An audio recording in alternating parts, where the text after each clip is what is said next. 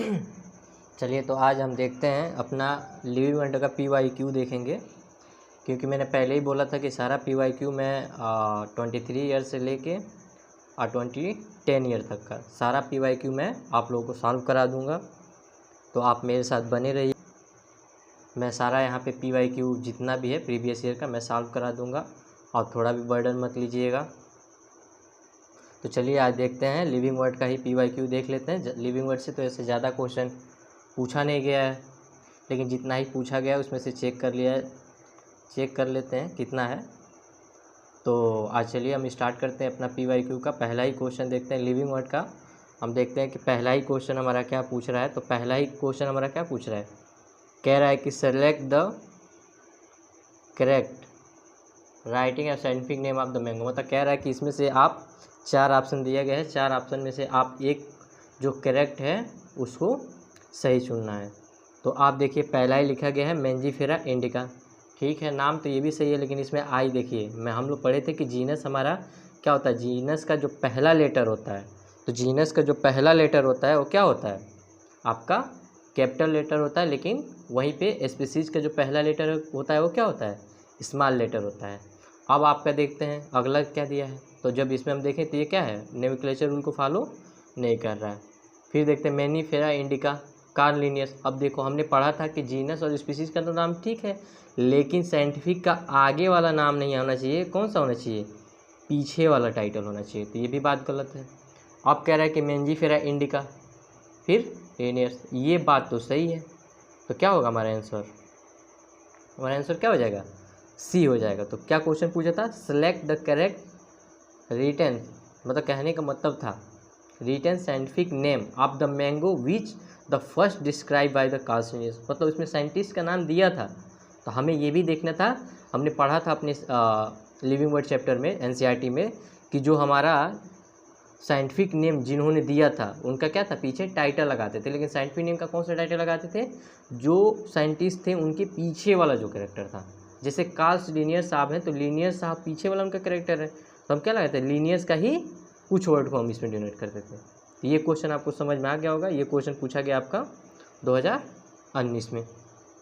तो ये क्वेश्चन में कोई दिक्कत हो ऐसे कमेंट करते रहिएगा।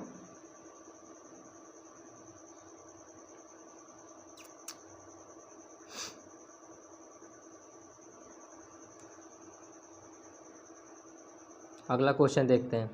अगला क्वेश्चन अपना क्या है, अगला क्वेश्चन अपना पूछ रहा है कि बताइए कि nomenclature of the govern by the certain universal rule. मतलब कह रहा है कि कुछ नीचे आपके ऑप्शन दिए गए हैं, which of the following the country of the rule of the nomenclature. मतलब कह रहा है कि आप बताइए कि जो nomenclature govern by the certain universal rule, मतलब कुछ चलाया जाता है जो नोमेनक्लेचर किस रूल के बिहाफ पे चलाया जाता है। तो पहला देखो कह रहा है, पहला ऑप्शन ही मेरा दे रहा है कि the name are the written in the Latin and italic, ये बात तो नहीं है। दूसरा कह रहा है कि when the written by the hand and name are to the underline, ऐसी कोई बात नहीं है। Biological name can be written any language, हाँ जाहिर सी बात है कि बायोलॉजिकल नेम हम किसी भी लैंग्वेज में लिख सकते हैं। तो हमारा आंसर क्या हो जाएगा, सी हो जाएगा। ये 2016 में पूछा गया था फेज फर्स्ट में। अब अगला क्वेश्चन हम देख लेते हैं। अगला क्वेश्चन हमारा क्या है,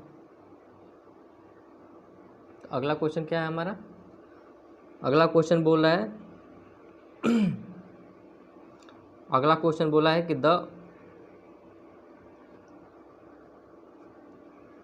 अगला क्वेश्चन बोला है the common characteristic between two. देखो किसके किसके में कह रहा है कि कॉमन कैरेक्टर बताना है, किसमें किसमें, टोमेटो में और पोटैटो। मतलब टमाटर और आलू का कॉमन कैरेक्टर क्या होगा, will the maximum at the लेवल ऑफ द एयर। मतलब कह रहा है कि जो आपका टमाटर होता है और आलू होता है, इन दोनों का कॉमन कैरेक्टर क्या है। तो क्या ये दोनों फैमिली में आते हैं, ऑफ कोर्स आते हैं। ऑर्डर में नहीं आते हैं, डिवीज़न में भी नहीं आते हैं। डिवीज़न तो ठीक है, लेकिन क्या पूछा है, मैक्सिमम पूछा है। देखिए डिवीज़न वाली बात सही हो जाती है, लेकिन मैक्सिमम पूछा है ना। तो हमने देखा था कि जब हम किंगडम से स्पीसीज की तरफ जब जा रहे थे तो उसमें क्या हो रहा था, कॉमन कैरेक्टर बढ़ रहा था। तो कब बढ़ेगा, फैमिली नीचे आती है ना, तो क्या होगा यहाँ पे आंसर फैमिली होगा। ये क्वेश्चन पूछा गया था कर्नाटका 2016 में। अब हम देखते हैं अपना अगला क्वेश्चन।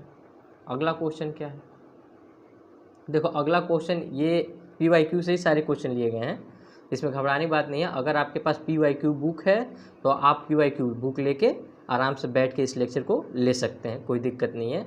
और ये जो क्वेश्चन है मोस्ट इंपॉर्टेंट क्वेश्चन है, नीट में आने के 99.9% तक चांस है कि नीट में क्वेश्चन ये रिपीट होते रहते हैं, क्योंकि और आप जानते हैं कि बायोलॉजी का कोई भी चीज़ें चेंज नहीं होती हैं, तो जाहिर सी बात है कि पुराने क्वेश्चन रिपीट होते हैं। तो हम क्या देखते हैं, PYQ में ही जो मोस्ट इंपॉर्टेंट क्वेश्चन है हम उनको देख रहे हैं। अब देखो अगला क्या क्वेश्चन बोल रहा है। अगला बोल रहा है कि पहला कॉलम और दूसरा कॉलम दिया गया है, इसमें से आपको करेक्ट मैच कराना है। तो अब हर्बेरियम पहला ही बोल रहा है, हर्बेरियम। तो हर्बेरियम हम जानते थे क्या था, इसमें प्लांट सीट लेते थे, मतलब डेड प्लांट, मतलब हम किसी प्लांट के या टहनी हो, उसका लीफ हो, कोई भी चीज़ को हम क्या करते थे, तोड़ के और पेपर के नीचे क्या करते थे, प्रिजर्व करते थे। 2-3 दिन बाद हम उसको फिर से अपने जो हमारा सीट रहता था उस पर चिपकाते थे, उस पर क्या क्या नाम लिखते थे, हमने सब चीज़ पढ़ा है। तो देखो हर्बेरियम में कौन सा मैच करेगा, it is the place having the collector of the preserve plant and animal. तो जाहिर सी बात है हर्बेरियम में एनिमल की बात तो नहीं हुई थी, प्लांट की ही केवल हुई थी। फिर से कह रहा है कि a list of the instalment the metabolic species. देखो इसमें भी स्पीसीज और एरिया की बात हो रही थी, ये भी नहीं होगा। कह रहा है कि इज प्लेस वेयर, देखो dry and preserve the plant is. अब देखो mount the seat of the keep. अब देखो हमने बोला था ना कि हम क्या करते हैं, किसी भी प्लांट के पार्ट को तोड़ के हम क्या करेंगे, ड्राई करेंगे। कहाँ पे ड्राई करते थे, तो पेपर के नीचे या कहीं भी आप रख के क्या करते थे, उसे प्रिजर्व करते थे ताकि वो ख़राब ना हो, एक अच्छा शेप में बना रहे। फिर हम उसको कहाँ चिपकाते थे, अपने सीट के ऊपर। तो क्या होगा, हर्बेरियम का हमारा अल्टरनेट डिफरेंट वायरेशन, हाँ ठीक है। हर्बेरियम का हमारा क्या हो जाएगा, हर्बेरियम का हमारा ऑप्शन जाएगा थर्ड का। अब इसमें देखो पहले ए का थर्ड इसमें पहला ऑप्शन में क्या है, नहीं है। फिर यहाँ पे सी में भी नहीं है। अब ऑप्शन कहाँ कहाँ फंस गया, बी और डी के बीच में। अब की का देख लेते हैं, की में हमने की है और म्यूजियम और कैटलॉगर से। चलो मानते हैं कि अगर की आपको नहीं आता हो, मे बी, ऐसे तो आता सबको है, की भी कोई टफ चीज़ नहीं है, ये भी इजी है। लेकिन म्यूजियम की बात करते हैं, म्यूजियम हम जानते हैं कि प्लांट और एनिमल दोनों की बात की गई है, तो क्या हम म्यूजियम को इसको ले जा सकते हैं। अब की बात हुई तो क्या हम की को देखते हैं कि नहीं, the booklet of the character there the alternate the identification variant taxa. लो तो क्या हो जाएगा हमारा, ये क्वेश्चन कौन सा था, तो ये हमारा क्वेश्चन जाएगा बी का आएगा आपको यहाँ पे, और ये जाएगा कैटलॉगस वाला सेकेंड पे। तो डी का सेकेंड आंसर क्या हो जाएगा आपका, डी वाला। फिर एक बार समझा दे रहा हूँ इस क्वेश्चन को। देखो हर्बेरियम में हमने पढ़ा हुआ है कि हर्बेरियम में केवल प्लांट स्पेसिमेन को ही ड्राई करके हम रखते हैं, तो ये तो समझ में आ गया था कि प्लांट स्पेसिमेन, देखो यहाँ पे लिखा गया है place there dry and preserve the plant, ये बात तो समझ में आ गई। अब कह रहा है की वाले में हमने जानता था कि कोई भी आपका अरे बुकलेट में कंटेनिंग द लिस्ट कैरेक्टर, मतलब हमने देखा था ना कि एक लीड कर रहा होगा, एक आगे निकलेगा, एक पीछे रुक जाएगा। पूरे बात को जब हमने देखा था तो alternate the identification various of taxa की बात हुई थी, इसमें तो कोई दिक्कत है नहीं। अब कैटलॉगस, ये भी मैंने बताया था आपको, एक सेंटेंस लिखाया था। कैटलॉगस में क्या होता है, ईट इज द प्लेस, देखो यहाँ पे a list date the instrument methodically all the species found in the area with the very description of the identification। कोई दिक्कत नहीं है। ये देखो ये क्वेश्चन ज़्यादा टफ नहीं है, आप दो को पकड़िए आपका आंसर आ जाएगा। जैसे हमने हर्बेरियम और की और म्यूजियम तीन चीज़ों को पकड़ा, आंसर अपने आप निकल के आ गया। तो आप भी इस तरीके का जब भी क्वेश्चन है तो आप क्या करिए, इस क्वेश्चनों में कैसे, मतलब देखो अब ऑप्शन में हमने क्या किया, ऑप्शन में देखा कि हाँ हर्बेरियम का आंसर कहाँ आ रहा है, थर्ड पे आ रहा है, यही तो देखा था। ए का थर्ड हो रहा है तो हमने ए का थर्ड ढूंढा ऑप्शन में, ए का थर्ड हमने ढूंढा तो दो जगह दिखाई दिया, पहला कहाँ दिखाई दिया था, बी में, और दूसरा कहाँ दिखाई दिया था, डी में। तो बाकी पहले में ए था एक जगह, एक था सेकेंड था, ये तो दोनों खत्म हो गए। अब बात कहाँ चलेगी, बी और डी के बीच में। अब देखते हैं अगला बी में, देखो अब बी में देखते हैं कि बी की जगह पर सेकेंड है और फोर्थ है, तो हम की का जानते हैं, की वाला क्या है, टक्सा वाला बात हुई थी। तो बी का अगर ये यहाँ से देखें तब भी हमारा आंसर निकल के आ रहा था, कोई दिक्कत। अब देखो अगला क्वेश्चन देखते हैं, ना समझ में आए तो एक बार फिर रिपीट करके देख लीजिएगा क्वेश्चन को। अब अगला क्वेश्चन फिर है हमारा मैचिंग का ही क्वेश्चन है। फिर वही देखो, कह रहा है कि कॉलम फर्स्ट में भी कुछ चीज़ें दी गई हैं और कॉलम सेकेंड में भी कुछ चीज़ें दी गई हैं। अब दोनों को आपको क्या देखना है, मैचिंग देखना है। तो मैचिंग में क्या, कौन किधर सही हो रहा है, ठीक है। अब 13वां में मतलब आपके PYQ का जब बुक लेंगे तो उसमें ये 13वां क्वेश्चन होगा। तो 13वां क्वेश्चन में हम क्या देखेंगे, इसमें देखो पहला फैमिली क्या है, हमने पढ़ा था मूसुडे, पढ़े हो ना, मुस्का डोमेस्टिका, ये सब चीज़ें पढ़े हो, नहीं पढ़े हो तो जाके लिविंग वर्ड में एक बॉक्स दिया गया है, उस बॉक्स में ये चीज़ें दी गई हैं। अब आर्डर की बात किया है, आर्डर डाइपटेरा, और क्लास क्या होगा, आर्थ्रोपोडा कि इंसेक्टा, बताओ जल्दी। क्लास आपका इंसेक्टा होगा। फाइलम क्या होगा, आर्थ्रोपोडा का मेंबर है। ये किसका, देखो ये जितना भी चीज़ें दी गई हैं आपके हाउस फ्लाई के बारे में दी गई है। यही क्वेश्चन 2021 में पूछा गया था, हाउस फ्लाई, वहाँ पे डायरेक्ट नाम दिया गया है कि हाउस फ्लाई में क्या है। तो ये याद रखिएगा, इसका आंसर क्या बनेगा आपका, बस। तो वो जो बॉक्स है लिविंग वर्ड का, उसको आप अच्छे तरीके से पढ़ लीजिएगा, क्वेश्चन ज़्यादातर वहाँ से मॉडिफाई होते हैं। चलिए अगला क्वेश्चन देखते हैं। अब अगला क्वेश्चन देखते हैं अपना क्या है। अगला क्वेश्चन कह रहा है, रिपीट हो गया क्या क्वेश्चन, ये कॉमन कैरेक्टरिस्टिक टोमेटो और पोटैटो वाला बात तो वही हो गई, अभी हमने किया था, रिपीट तो नहीं हो गया।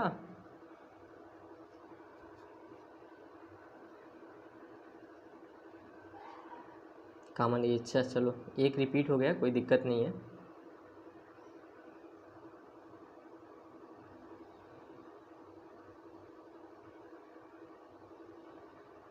अगला क्वेश्चन देखते हैं। अगला क्वेश्चन हम लोग का क्या है, अगला क्वेश्चन कह रहा है कि which one of the following organism is the scientifically correct name, the correct printed according to the international rule of nomenclature are the correctly describe. कह रहा है कि नीचे 4 ऑप्शन दिया गया है, इसमें से बताइए कि जो रूल हमें दिया गया था, यूनिवर्सल रूल या नोमेनक्लेचर का रूल दिया गया, कौन उसमें से फॉलो कर रहा है। तो कौन इसमें से फॉलो कर रहा है, तो देखते हैं। कह रहा है कि Mosca domestica the common house lizard. अभी मैंने बताया था कि मोस्का डोमेस्टिका क्या होता है, यहाँ देखो क्या लिखा है, हाउस लिजर्ड लिखा है, लेकिन हम जानते हैं कि ये क्या होता है, ये होता है आपका हाउस फ्लाई। अब देखते हैं, पहला बात तो गलत हो गया। अब कह रहा है प्लाज्मोडियम फ्लैसियम, ठीक है, ये प्रोटोजोन, सही बात है, मलेरिया वाले आपने पढ़ा होगा, pathogen of the causing of the mosquito type of malaria, ये बात तो सही है। यहाँ पूछा क्या था, करेक्टली पूछा था। अब देखो क्या कह रहा है, फेलिस टाइगर दे रहा है, फेलिस हमने पढ़ा था ना, कह रहा है felis tiger, India tigers will the protect of the, ये बात ही नहीं है, हटाओ, ये फेलिस की तो बात ही नहीं चल रही है। ई कोलाई वाला भी बात यहाँ नहीं चल रहा, तो कैसे, कौन सा अपना आंसर होगा, केवल सातवें का बी आंसर सही होगा। अगला क्वेश्चन देखते हैं। अगला क्वेश्चन क्या दिया है आपका, द लेवल ऑफ द हर्बेरियम सीट, देखो does not carry of the information. कह रहा है कि जो हर्बेरियम सीट, मतलब अभी हमने बताया प्लांट ड्राई पीजर वाला, कह रहा है कि हर्बेरियम सीट में कौन सा ये 4 ऑप्शन में से है जो फॉलो नहीं करता है, उस पर डिस्क्राइब नहीं होता है। तो पहला आपका क्या है, डेट ऑफ कलेक्शन, हम लिखते ही भाई, डेट ऑफ कलेक्शन तो लिखते ही हैं, हमें ढूंढना क्या है, नॉट, मतलब इसमें नहीं फॉलो करता है। तो कह रहा है कि डेट ऑफ कलेक्शन लिखना ही पड़ता है कि इस दिन को आपने कलेक्ट किया था। अब कह रहा है कि नेम ऑफ कलेक्टर, जाहिर सी बात है कौन कलेक्ट कर रहा है वो भी लिखना होता है, फिर उसका लोकल नेम भी लिखना होता है। कह रहा है हाइट ऑफ प्लांट, क्या आप कहीं हाइट ऑफ प्लांट की बात कर रहे थे, नहीं हुआ था, तो ये बात गलत है। तो आंसर हमारा क्या हो जाएगा 8वां का डी। अगला क्वेश्चन देखते हैं। अगला क्वेश्चन क्या है, विच one of the following not correct.